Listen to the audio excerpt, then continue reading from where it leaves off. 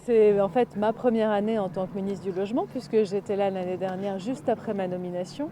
En un an, on a vraiment beaucoup avancé.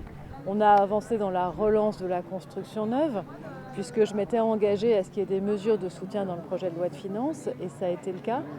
On s'est engagé dans la relance du logement social, avec ce défi signé, partagé avec Action Logement, avec l'USH, avec la Caisse des dépôts, d'agréer 250 000 logements sociaux en 2 ans. On a avancé sur le partenariat stratégique avec Action Logement, puisque les débats et les tensions de l'année dernière se sont apaisés et on sait maintenant travailler ensemble. On a énormément progressé sur la rénovation thermique des bâtiments. L'année dernière, en août dernier, on devait avoir fait à peu près 100 000 dossiers MaPrimeRénov'. Depuis, on en a fait en tout 200 000 en 2020 et on va en faire 800 000 en 2021. C'est colossal. La loi climat et résilience a été votée pour améliorer encore la rénovation énergétique et pour lutter contre l'étalement urbain. La réglementation environnementale des bâtiments, la RE 2020, est sortie. Donc on n'a pas chômé en 12 mois. J'ai tenu parole, on a prolongé les dispositifs Pinel et prêts à taux zéro en donnant de la visibilité puisque le Pinel va décroître à partir de 2023-2024. Et là, je suis en train de retravailler 2 éléments de fiscalité. D'abord, la fiscalité pour les élus locaux, comment faire que leur modèle économique leur permette de construire. Et ensuite, la fiscalité de ce qu'on appelle louer abordable, c'est-à-dire les Français qui mettent en location des biens existants à des prix qui sont vraiment plus bas que les prix du marché pour des familles modestes ou classe moyenne. Cette fiscalité-là, on doit continuer à la faire évoluer pour la rendre encore plus incitative. Alors j'ai eu l'occasion cette semaine de dialoguer avec une quinzaine de maires du Pays Basque, bien sûr le président Etxegaray et une quinzaine de maires des principales villes du Pays Basque. Et donc on a eu cet échange de façon approfondie sur les difficultés, la tension croissante sur le marché, l'importance des résidences secondaires.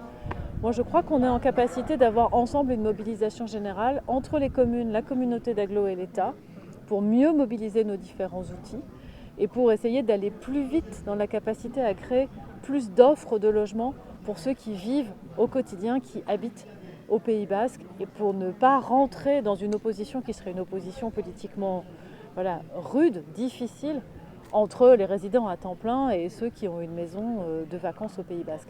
Donc je leur ai proposé un process de travail en commun et de l'inscrire dans le contrat de relance et de transition écologique qui va être signé entre l'État et la communauté d'agglo pour formaliser ce travail en commun, pour se donner des échéances et des objectifs ensemble. Pour moi, les priorités, c'est d'abord les personnes les plus en difficulté, continuer cette belle politique du logement d'abord pour permettre à chacun d'avoir accès à un toit et à un véritable logement. Ensuite, le logement des classes moyennes avec ce logement abordable qui nécessite de soutenir très très fortement le logement social, mais aussi le logement intermédiaire et toutes les formes dans lesquelles on peut mettre sur le marché des logements à des prix raisonnables. Et enfin, la transition écologique dans le domaine du logement. C'est cette réglementation écologique, la RE 2020, qui change fondamentalement nos modes de construction. C'est la rénovation thermique et puis c'est aussi la lutte contre l'artificialisation. Tout ça, ça nécessite un vrai débat politique.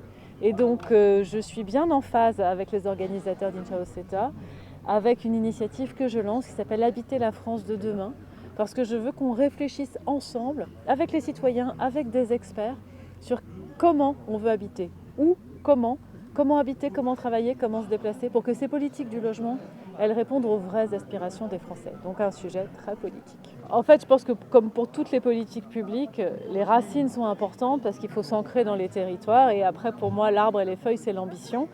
Après, ça montre aussi le caractère très écologique de cette politique et c'est comme ça que je l'ai lu. Et puis la Marianne, ça veut dire que l'État, les pouvoirs publics ont un rôle à jouer. Moi, je ne crois pas à un marché qui se régulerait par lui-même. Donc pour moi, la Marianne qui porte cet arbre, qui est le tronc de l'arbre, c'est dire que l'État a toute sa place et tout son rôle à jouer dans la politique du logement, l'État et les collectivités.